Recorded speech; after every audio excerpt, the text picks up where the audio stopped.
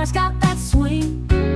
Glasses clink, hear the ice cubes sing. Liquid lunch, pour it smooth, let it flow. Friends round the table where the good times grow.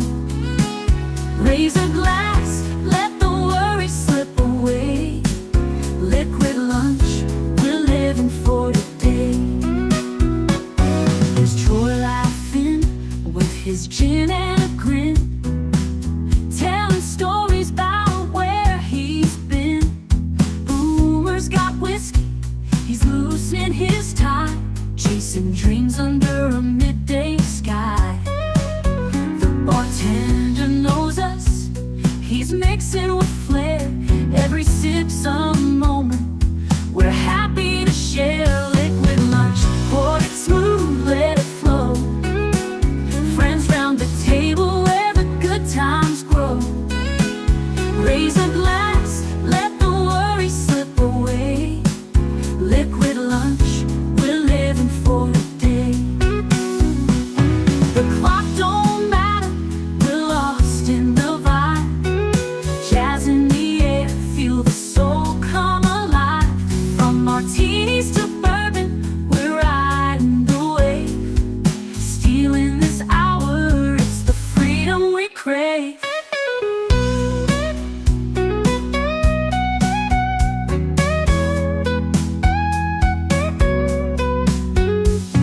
Sun's still shining, but we're in our zone. This bar's our shelter, our temporary home. One more round before the world calls us back. Savor the moment, keep the blues in the rack. We'll laugh and we'll toast till the afternoon fades. Memories made in these liquid escapades. Liquid lunch, pour it smooth, let it flow.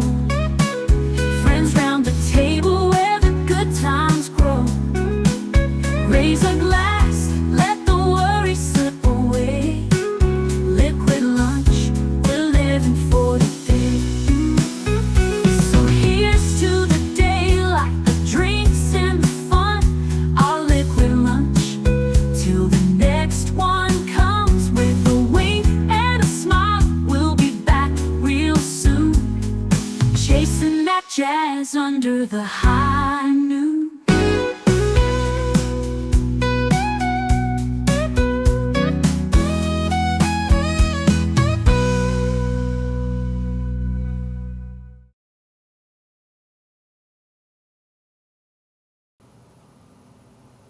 Salute and welcome. If I am starting late, it's because I was practicing a new song for tonight. As you guys know, tonight for Last Call, we are having a very special karaoke stream. And there was a particular song that Netter thought that I would perform really well. She liked how I sang it when I was just screwing around. And I felt committed to doing it, and I've never sung this song in karaoke before. I've never performed it in any way other than singing along with the radio, and never had cause to, but I guess I do now. So anyway, you'll have to tune in tonight to hear what that song is. But let me say hi to all of you. Happy Friday, by the way. Today is meant to be the fun day. We are on the cusp of the weekend. This is the point in your workday where from this point on, you're just kind of watching the clock so that you can, do the whole Fred Flintstone thing, yabba dabba doo, and then hit the road to get home and start the weekend. But let me say hi to all of you that are going to share your liquid lunch with me today, starting with Big Al of Big Al Presents, who says, hello, liquid lunchers. Have a great Friday. Have a great stream at Last Call with Troy Petrelli. Question, what different taste-wise is there, should it be, for rye rather than bourbon in a Manhattan? Okay. Your wording there confuses the question a little bit, so let's... I probably should do a whole stream about bourbon versus rye. I have my opinions. Apparently, it's a very contentious kind of thing. People have their opinions and feel very strongly about them. I happen to be. I kind of feel like I'm the Big Al of booze. Okay? Whereas Big Al, even when he doesn't like something, he tends to be pretty positive and like, but if you like it, that's okay. You know, and he usually tries to find something that he does like about it. I tend to be the same way with you know, liquors and spirits that people have strong opinions of. And rye and bourbon are definitely contentious. The difference is a level of sweetness, mostly. And I think those... Well, I'm kind of burying the lead. Let me finish saying hi to everybody. We'll get into our Manhattan talk in just a second. Merpa, it is lunchtime. Having breakfast. Well, you can have breakfast for lunch, I suppose.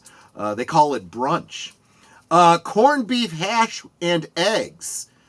And the only rye on my table is the toast. I really like rye toast. In fact, yeah, a corned beef sandwich on rye, I like. But that's about the only sandwich I usually would have on rye. I really like rye as toast. I actually miss that. Alexa, add rye bread to the shopping list. Rye bread added. And what kind of rye bread do I like? Beefsteak. That's the kind I like. Hail, Connie Cleary. Good to see you. So glad you are here. And of course, the lovely Netter of Netter's Network, who, after saying hi to everybody in the chat, gets around to calling me the love of her life, and then telling everyone to like, share, subscribe, become a member, leave a comment, gift a membership. I'll be in listening mode for a bit. I'm in PT right now. Okay, that's fair enough. Something to listen to while you're doing physical therapy. That's good. That's good. Hail and smash the like button and enjoy the show. Yes, please do. Geek Flag with Nate Knows. Like, share, subscribe, comment, and become a member. Nate put out a really nice little AI-generated image to promote Last Call for tonight. Thank you so much for that. Going to be a lot of little surprises tonight for tonight's stream. I will commit to doing at least 2 songs. Okay, that's fair. That's fair. Of course, I know how she is. You know, she and I are a lot alike in this. I think Tom Connors is kind of like this too. Once you get started, you just want to keep going. Keep going. Greetings to the longest running superhero RPG on Earth. CK, good to see you, my friend. And I think that catches us up. So try dark Bavarian rye bread sometime. Okay, I'll have to look into it.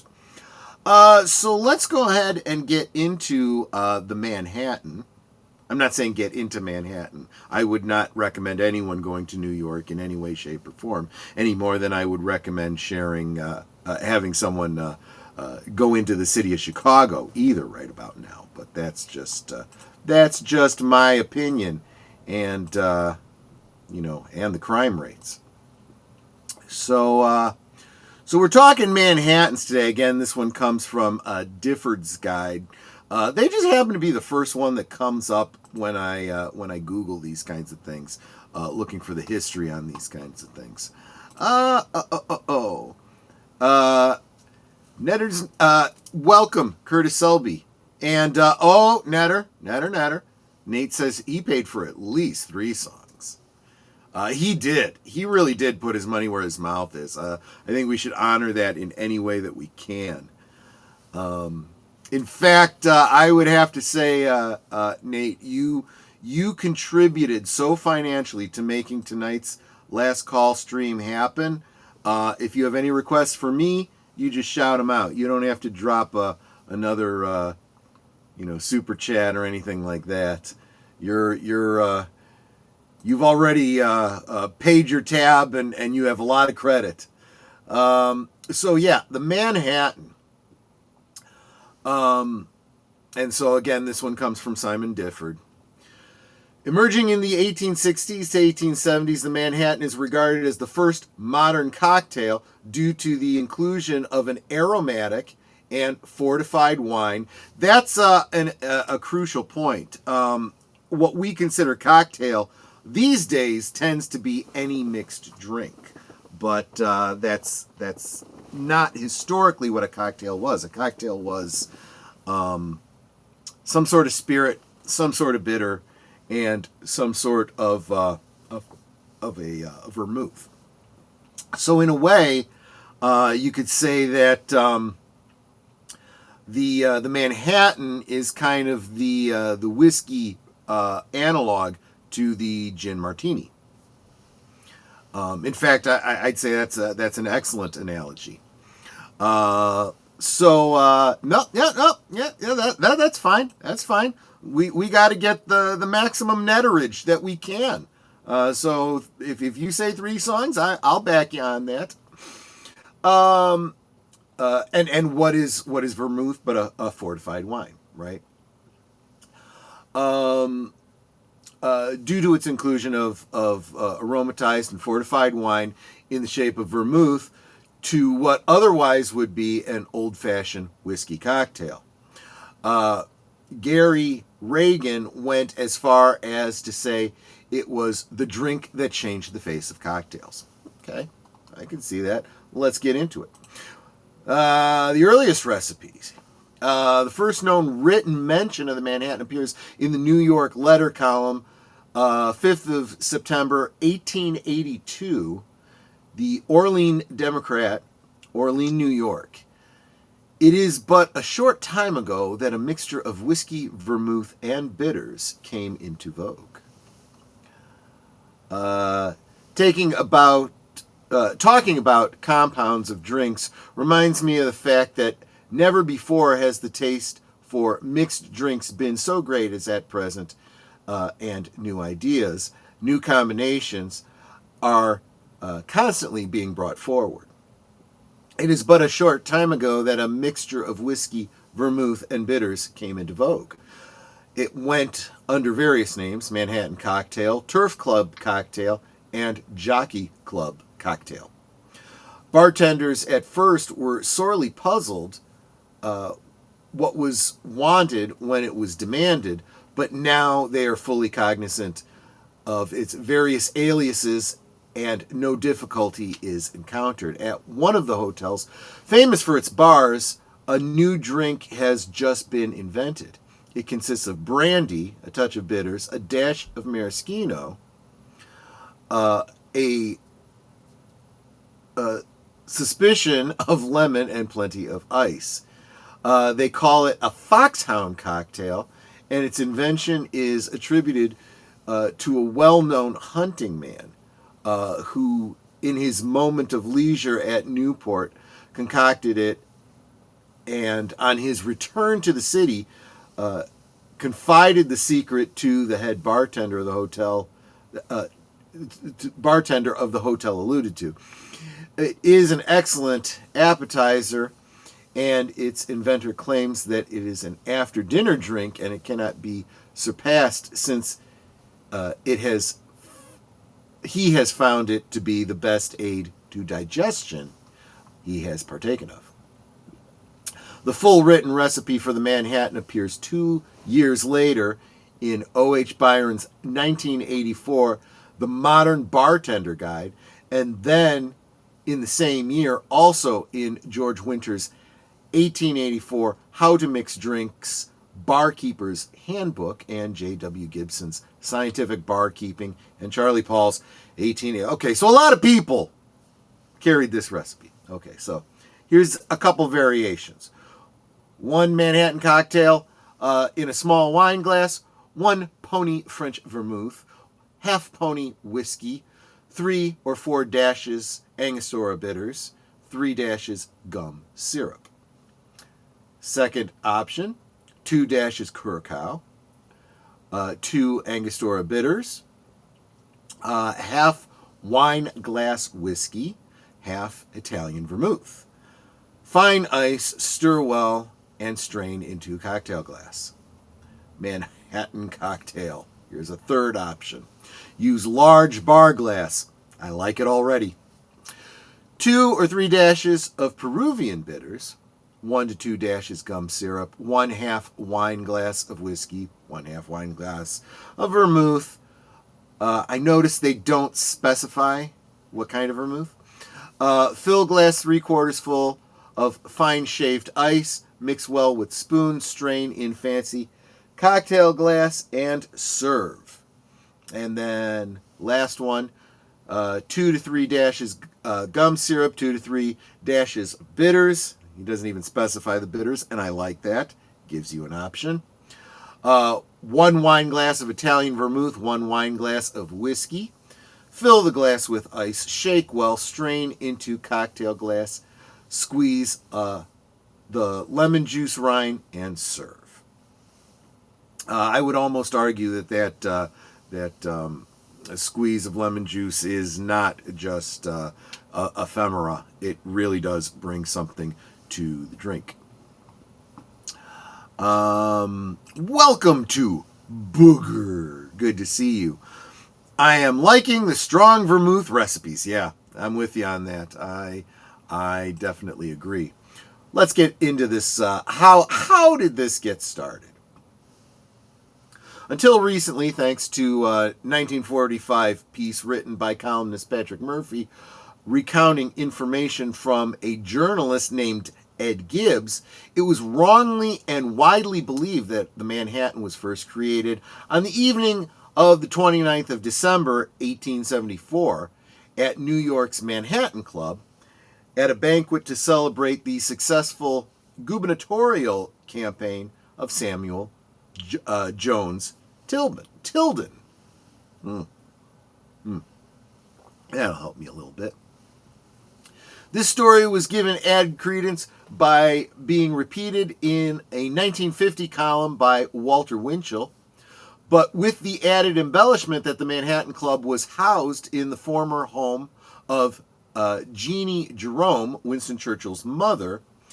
The link to the Lady Randolph Churchill developed as the story was repeated to the extent that it was said that the Manhattan was created for her at the dinner. There is no doubt this dinner took place, and notes on the banquet confirms that the aperitif made with American whiskey, Italian vermouth, and Angostura bitters was served. However, drink historian David Wondrich has pointed out that the Lady Churchill gave birth to Winston at Blenheim Palace less than a month earlier. So she was in England when the dinner was held. Indeed, the banquet was held just 2 days before Winston was christened in the chapel at Blenheim on the 27th of December, 1874. Moreover, the Manhattan Club didn't move from the old Bankard mansion on Fifth Avenue to the former Jerome mansion until 1899, 25 years after the dinner. But let's not let facts interfere with a great yarn. While the Manhattan may not have been created for the dinner, and certainly not for Lady Churchill, the club's historical records claim the creation of the cocktail, and in 1889, a Boston bartender is quoted as saying the Manhattan cocktail originated in the mind of the drink mixer at the Manhattan Club's room in New York. The club, being the birthplace of this cocktail, is given further weight by the New York reporting in 1891. The famous Manhattan cocktail was invented at the club. Nearly all the clubs in New York have some one drink which has been specifically concocted by a member, and the recipe of which is sometimes jealously guarded until at least it becomes public property. Legend states that it was the Manhattan Club which first gave birth to the Manhattan cocktail. Not all evidence leads to the Manhattan Club, and yet another story involves Colonel Joe Walker on a yachting trip in New York. This story is courtesy of Barry Popkin's barrypopkin.com, where Barry notes an entry in the Daily Journal, Racine, Wisconsin, 8 March 1899. The article, which originally ran in the New Orleans Times Democrat on 17 January 1899, purports that Colonel Joe Walker ran and then the then famous Crescent Hill Saloon in New Orleans at the corner of Canal and St. Charles Street, and that some years before he went on a little yachting trip with a party of friends while in New York. By some oversight, the liquid refreshment in the icebox were confined to Italian vermouth and plain whiskey. And it occurred to the colonel that the palatable drink might be made by mixing the two. The results were so good that he experimented a little on his return to New Orleans, and soon perfected the Manhattan cocktail as it is known today. It was cherished in honor of his friend on Manhattan Island, and the fame of the decoctions, spread all over the country. The true Manhattan cocktail is always made with Italian vermouth, but at half the places where they undertake to serve them, French vermouth is substituted, and the fine flavor is altogether destroyed. French vermouth is a sort of wine, while Italian vermouth is a cordial, pure and simple. They are as different as milk and molasses. That might be a bit of a stretch, but I see what he's saying. A cocktail made from the French brand is no more a Manhattan cocktail than it is a Spanish omelet. Wow. Okay, that's probably taking it a bit far.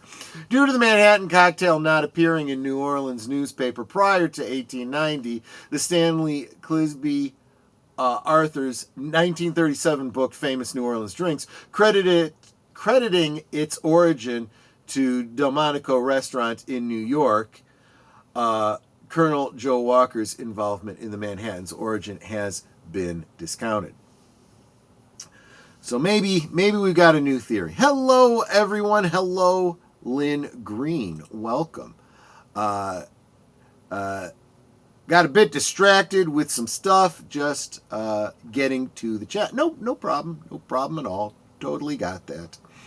And yes, not only do we now have to account for voice to text typos and AI augmentations, I still remember the common typos because the A and the S are next to each other on the keyboard, so I don't generally have a problem with those sorts of things. The most plausible origin of the Manhattan comes from the book published in 1923, Valentine's Manual of New York. In this, a William F. Murhall, who was a bartender at New York's Hoffman House in 1880s, recounts the Manhattan cocktail was invented by a man named Black, who kept a place 10 doors below Houston Street on Broadway in the 1860s. Probably the most famous drink in the world in its time. Credence to Mr. Black being the creator of the Manhattan comes courtesy of David Wondrich, who searched address books for the period. Due to the 1860s reference, that's the decade he started at, but only found a John Black who ran a bar on 130th Street. Obviously more than 100 blocks uptown from the 10 doors below Houston Street on Broadway location. However, in 1870s records, he found a George Black who ran a bar at 439 Broadway from 1874 until he died in 1881, confirmed by a for sale notice run in the New York Journal from the 9th to the 11th of June, 1881. George Black's popular lunch and sample room was called the Manhattan Inn, and although a little ways off, 10 doors below Houston Street on Broadway. It is close enough, particularly when recounted some 40 years after the fact. The area in between Prince and Houston Streets was noted for being the liveliest part of New York City in the 20th February 1864. The New York Clipper and Black's Bar was so close that could have been considered part of this area. William F. Mulhall, the bartender who cited Mr. Black, started bartending age 22 in 1822 at the Hoffman House. This was regarded as being one of the best bars in New York, with luminaries such as Frank Meyer and Harry Craddock, his fellow bartenders. Indeed, William F. Mulhall progressed to the head bartender at this prestigious bar. In 1923, his 1923 witness account is the best evidence that George Black created the Manhattan cocktail, which he understandably named after his own bar, the Manhattan Inn, in the 1860s or 70s. So, yeah, that's kind of how it's done. There's the legend, and then there's what's most probably true. So there you go. And let's head back to the main chat. Lynn is talking about the virtues of the QWERTY keyboard and the kinds of typos that one can generally expect. Why don't they print the inside of the keys? Then it will never rub off. Yeah, that would make sense, right? It would be instead of printing on, well, I'm sure there are luxury ones that have like a laminate over it so it doesn't ever really rub off, I would imagine. So let's go ahead and hit those promos for this week, and then we'll get into what recipe I'll probably be using tonight. So see you on the other side of the promos. You are watching Liquid Lunch, streaming every weekday at noon Central, 1 p.m. Eastern. Let's sip together.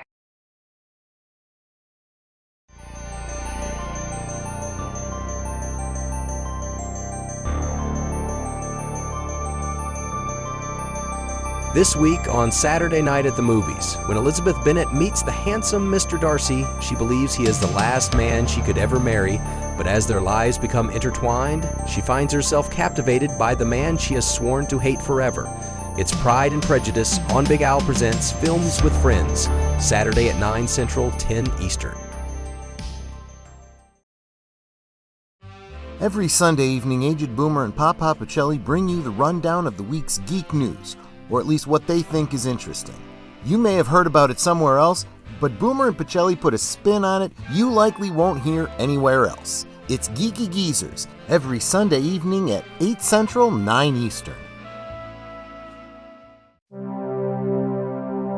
After Mr. Burns steals oil from Springfield Elementary and blocks out the sun, he is shot by an unknown assailant in the cliffhanger ending to Season 6 of The Simpsons. Then, the mystery is explored and resolved in the Season 7 premiere, with many cultural references, including several to Twin Peaks. We'll explore who shot Mr. Burns this week on Live from Sparkwood in 21, Tuesday at 7:30 Central, 8:30 Eastern, on Deleted Scenes and Affiliates.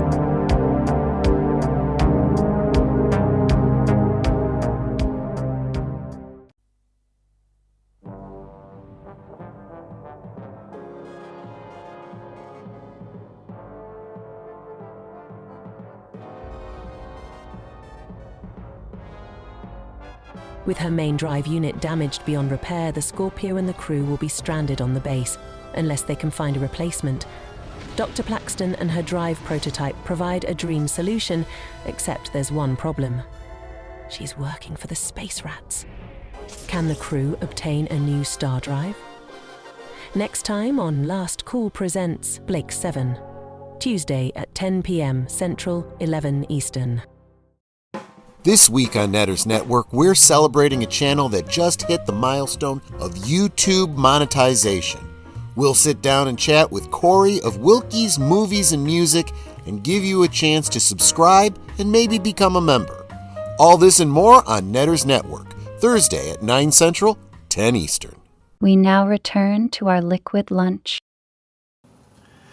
Lynn Green says it looks like Lisa has a flaming smartphone in her hand. Yeah, that's partly because the limitations of animation. What she's actually holding is a playing card, which I want to say was actually on fire. But the what looks like it would be smoke coming up from it was actually just the coincidental timing of the famous moving shadow. They reproduced that from Twin Peaks, and the shadow just happened to have been directly behind and above the flaming playing card, which made it look like it was smoke. Trying to recall how that episode worked. If the star drive wasn't working, how would they get to the scientists with the new one? Good question. Maybe join us on Tuesday and you can watch along with us and thereby refresh your memory. We would love to have you.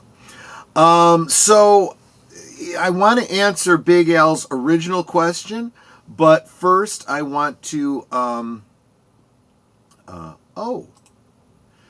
Big Al wanted to bring up, yes, I actually heard it, because obviously I was over there.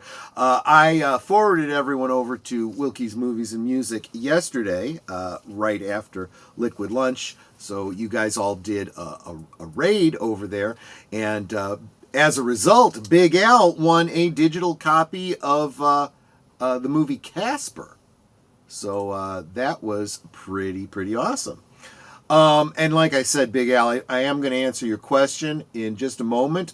First, I want to look at the recipe that, lays the foundation for the reason for what my answer is going to be. So, it's going to be 2 ounces of rye whiskey or bourbon, and I'll explain which one, or I'll give my opinion on the choice in a moment. For now, let's just say rye whiskey or bourbon, your choice. 1 ounce sweet vermouth. Again, not specifying Italian over French. It just needs to be a sweet vermouth, which is usually a darker vermouth. 2 dashes Angostura Bitters, ice, brandied cherry or lemon twist for garnish, optional. Garnishes are always optional, but I'm not a visual drinker. Doesn't matter to me too much, the garnishes. But sometimes the garnish does bring something to the party. For example, right now, instead of having brandied cherries, I have the maraschinos that I made last week. They bring a very different. They bring a flavor. They do, and it's a different flavor that I really like. Keeping in mind, when I say maraschino, I don't mean maraschino. Maraschino is made with Luxardos, whereas maraschinos are bleached and made with high fructose corn syrup. 2 very different flavors. So fill a mixing glass with ice. Add the rye whiskey or bourbon, sweet vermouth, and bitters to the mixing glass. Stir the mixture until well chilled, according to liquor.com, about 30 seconds. I know they say, I've heard people say you mix, for a certain amount of time. I never time it. If I am mixing over ice, I am waiting until frost forms on the outside of my shaker. That's when I know I'm done. If I'm just shaking to combine, I'm actually only doing that if it requires aeration, and I kind of go by feel on that, to be honest. Strain the cocktail into a chilled coupe or Nick Nora glass. Garnish with brandied cherry or lemon twist if desired. Now, my recommendation would be that after you've mixed your drink, you go ahead and twist that lemon rind to impart some of that lemon flavor over the drink, and then just pitch it, because you also want to get the cherries in there as your actual garnish. Just my opinion. But yeah. So now, getting back to the question of rye versus bourbon. First, like I said, you gotta say, what is the difference between rye and bourbon? Well, one is rye. Well, they both probably have. It is the mixture of grains that they use. Rye is mostly rye, and bourbon is mostly corn. And I'm forgetting off the top of my head what the ratios are, but it straddles the 50-50 line, and the taste is noticeable when you are drinking them straight. When you mix them in a cocktail, you're probably not even gonna notice the difference, honestly. So I suppose if you want to be really pedantic about your choice, bourbon or rye, do you prefer it to be more or less sweet? Now, of course, that's going to probably determine how much, if you want to alter your the amount of vermouth that you're putting into it. But if you like it a little bit sweeter, go with the bourbon. If you like it less sweet, go with the rye, and keep your maybe keep your vermouth exactly as it is. Yep, that would be my answer on that. We'll talk another day about rye and bourbon specifically for when you're drinking them straight. Want to say, yo, Joe. Drop in to say hi while I watch my favorite Green Goblin episode from Spectacular Spider-Man while sipping. The whole whodunit arc is brilliant and one of the best written plots ever. Yes, Aged Boomer and I watched that series. Well, he was rewatching. I was watching for the first time on a channel called Mr. Matchstick. Haven't seen him in a long time. And I remember pointing out that they were definitely homaging a very specific arc in the... I'm going to say adapting, not even homaging. They were adapting a specific arc from the comic books that I really, really loved at the time. Some good storytelling. I prefer rye, although my dad used to say it was... the drunks and airmen. Yeah, I could see that. Well, I think, I'm definitely going to be doing a stream on not only the differences between the two, but the history of both of them. Both are tied to what people had access to in their fermenting. We kind of touched on that a little bit when we were talking rum, and when people started to have a little bit less access to rum because of trade reasons and availability, they kind of switched from rum to whatever they had locally, and what we had locally was grains, wheats, barleys, rye, and corn, which ferment very, very well. So and then different blends, of course, bring different flavors. Like I said, in the very, call me the Big Al of booze, but I think they all have their place. They are all very, very good. They are all God's gift to us and should be appreciated as such. But your mileage may vary, and especially when you're talking about mixtures, the degree to which they are different may hit your palate differently in a drink. So mix responsibly, I would say. Why did beer get into trouble? Because it was a light drinker. There you go. The Green Goblin, in my opinion, the Green Goblin arc in Spectacular was a mix of classic Green Goblin and the original Hobgoblin arc. Yes, you're 100% spot on. Where the identity of Hobgoblin was unknown for a while. You're absolutely right. That's what I was indirectly referring to. The Big Al of booze. Yes, I like to think of myself. There are very few boozes that I don't like. The only time I will express an opinion of something I don't like in terms of booze is if it's just an inferior version of something else, right?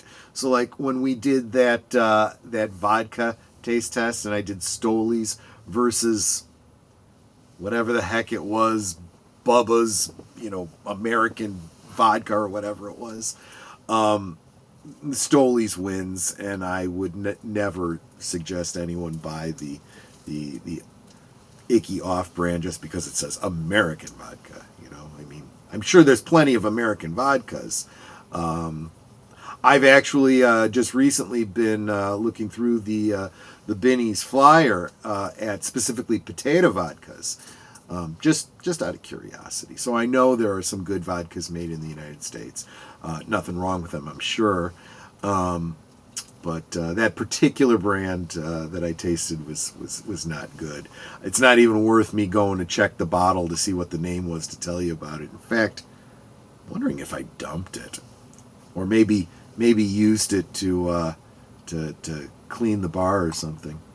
My wife calls me a whiskey snob, but then again, she is a barbecue snob. That's fair. We all have our thing, right?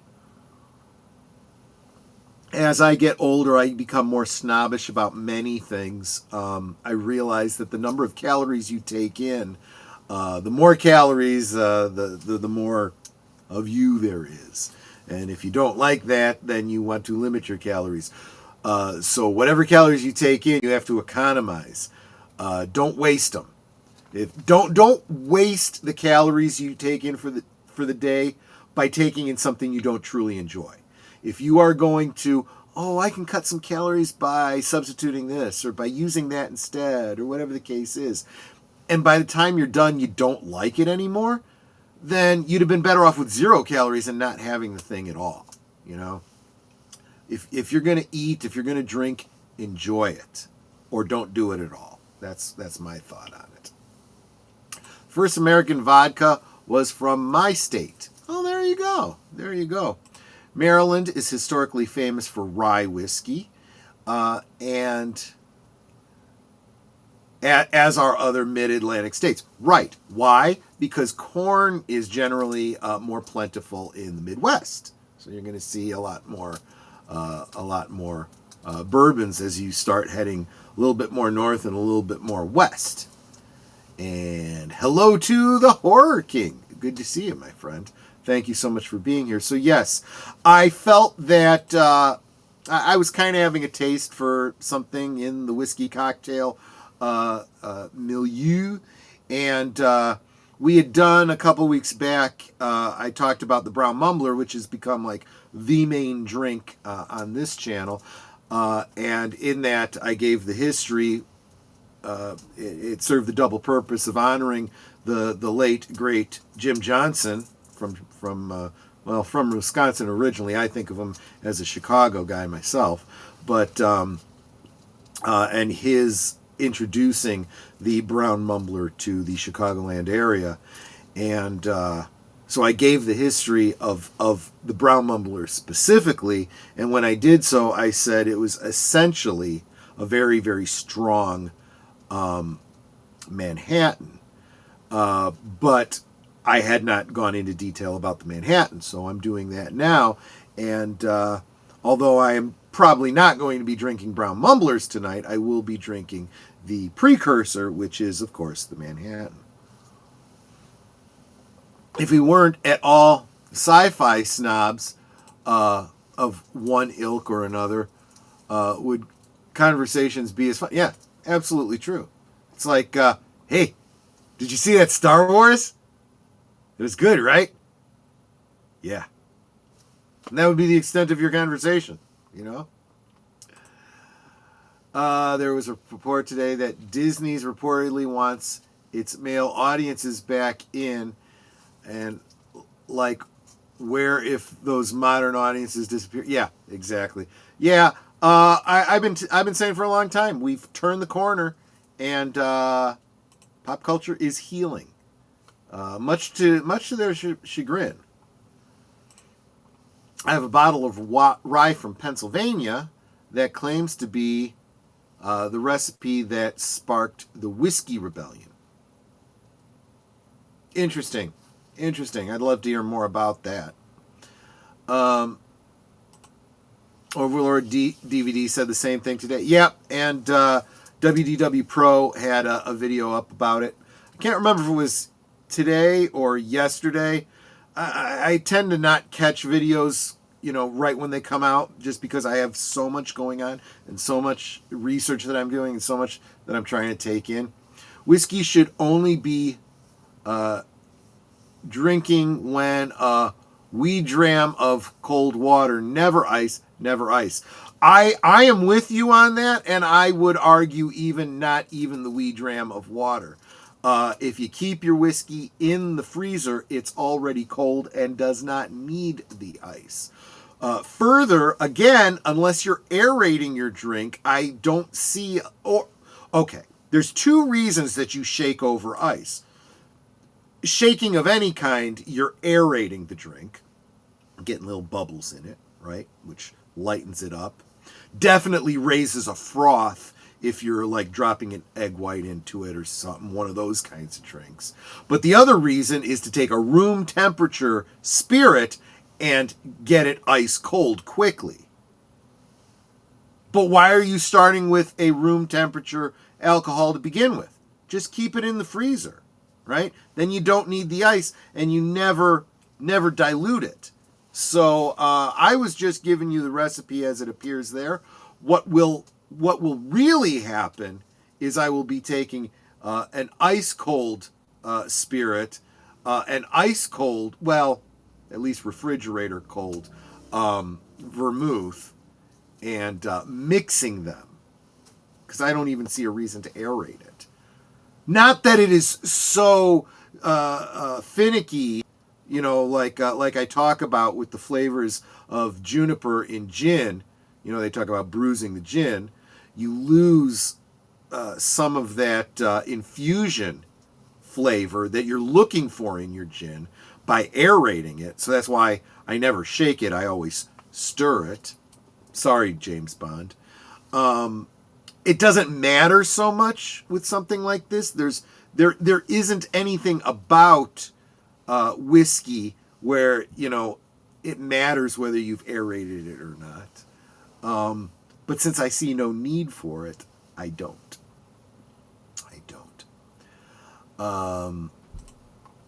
They barely have Pirates of the Caribbean. How many years has it been since the last Pirates of the Caribbean? Marvel is tanking. Star Wars is tanking. These were, and this is what Doomcock said. This is what WDW Pro said. Valiant Renegade talked about this too. They purchased for a lot of money these boys brands, literally drove the boys off and turned them into girls brands, and then they're like, oh, now we got to do it all over again. It's absolutely ridiculous. All those used to be and could still be movies for men. Yeah. That's the other thing. Why are they looking to acquire another boys brand? Just fix what you screwed up in the first place. Can you imagine that? You buy a Ferrari and, you put some bad gas in it and you foul out the engine. So you go, you know what? I think I'm going to have to buy a new Lamborghini. No, just drain the tank, flush out the engine and refurbish it and get back on track. You know, for crying out loud. You spent way too much money to just throw it away, you dumbasses. I have several nice droppers for the aforementioned wee dram of water. My wife got me a crystal one that looks like a thistle. Well, that's pretty cool. That's pretty cool. Remember when we thought Dave would save those properties? Sadly, yeah, I do. Yeah, you're absolutely right. There have been a lot of memes going around of George Lucas as Obi-Wan and Kathleen Kennedy as Anakin. You were the chosen one. You were supposed to defeat the dark side, not join it. I think you could say the same thing of the fans and Dave Filoni. You were supposed to be the chosen one, you know. All liquor equals stir, liquor, and other liquids shake. That's not a bad rule of thumb. I kind of like that. I'm actually just more purist than that. If it doesn't need to be shaken, I don't shake it. I stir it. And when it needs to be shaken is when you really are trying to bring about a color change through aeration, or you're trying to put a froth on top through aeration. I think most other times stirring it is just fine. Although, honestly, I think for a lot of people, the shaking, is part of the theater of it. Just like, the way you prepare a cigar, the way you prepare a pipe. There are easier ways to do things, but the process is part of the experience for many, many people. I think we're going to have to one of these days do a watch party. Maybe if the members are interested in it, I'll do a watch party of the movie Cocktail. Maybe we'll do a couple drinks from Cocktail that week. Any hope I had for Dave were dug up, shot, burned to ashes when he introduced time travel to resurrect the fan fiction pet character. And I think a lot of people were willing to give him latitude when they thought that maybe his doing that was going to be the means by which they retconned the sequel trilogy. But now that does not appear to be the case. They can't fix what they got because they won't get rid of the people who messed it up in the first place. You should check out these articles. We'll talk more about this on Sunday. I think they absolutely are getting rid of the people that messed it up. Maybe not the higher ups right away. Again, keep in mind, there's the difference between the rank and file that you can fire on a whim and the executives who are contracted, and you would have to buy out their contracts to fire them. Very, very different processes. But yes, the regime change is absolutely happening, it would appear. I suspect they can't fix these properties because they think they already fixed them. No, they wouldn't be making a pivot if they there wouldn't be this expression that they are looking at other properties for boys. They're already acknowledging the failures. It's just instead of doing something about their failure, they're just leaving it to sit and rot out in the backyard for us all to point and laugh at. I bought a Ferrari, then I modified it with a back seat, added 2 extra doors to access the back seat, and expanded the trunk space. Yeah, that's kind of what Disney did, right? One of the reasons why I like watching low-budget horror movies is because even if it's really bad, you'll still be entertained by it. Yeah, that's a good point. That is a good point. And Bob Iger said publicly he was purchasing Marvel and Star Wars to get the boy customer because they already had their Disney princess. Yes, and that actually made a lot of sense, right?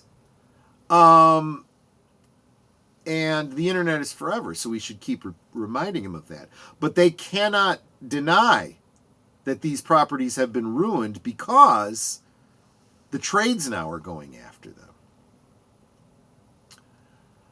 What was the time travel angle? I haven't seen any Star Wars. Okay. So let's get into this at another time because I'm quickly running out of time. And we are getting off topic, but it has to do with the world between worlds and Filoni's whole cartoon universe. And it's up to you whether you want to consider that canon or not. I don't think you should. TV shows are generally never considered canon. I've always said these streaming shows that they're all considering canon. How do you consider a streaming show canon when you have it hidden behind a paywall and you're not releasing it on DVD? If there's no way for me to access it without, subscribing to your monopoly, it's not canon. Anyway, those are just my thoughts about Star Wars, and those were my thoughts on the Manhattan, which I will be drinking copious amounts of tonight on Last Call. Please join us. Many of you paid very good, very real world money to make sure that tonight's karaoke party happens. We will be starting out here on YouTube for the first half hour or so. Do our front loading, say hi to everybody, and then we will all forward over to well, I can't forward you. I'm going to ask you to follow me over to the Green Machine, because there we can have our karaoke party in peace without having to worry about the censorship overlords here on this platform. Don't be confused. I will have a new opening song specifically there for anyone who comes late, letting them know they should click on the link below to come join us over on Rumble. You'll see. Just stick with me. If you're with me live, you'll know what's going on.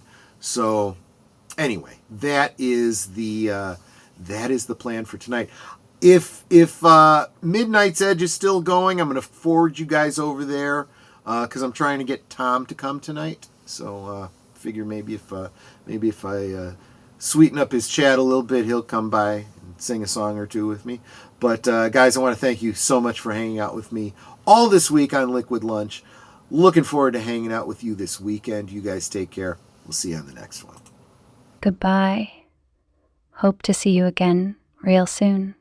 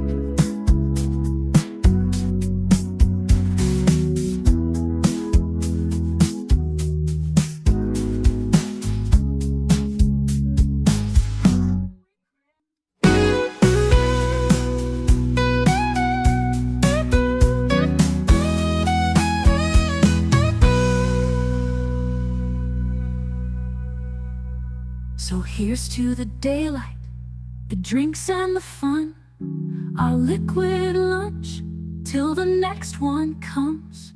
With a wink and a smile, we'll be back real soon, chasing that jazz under the high noon.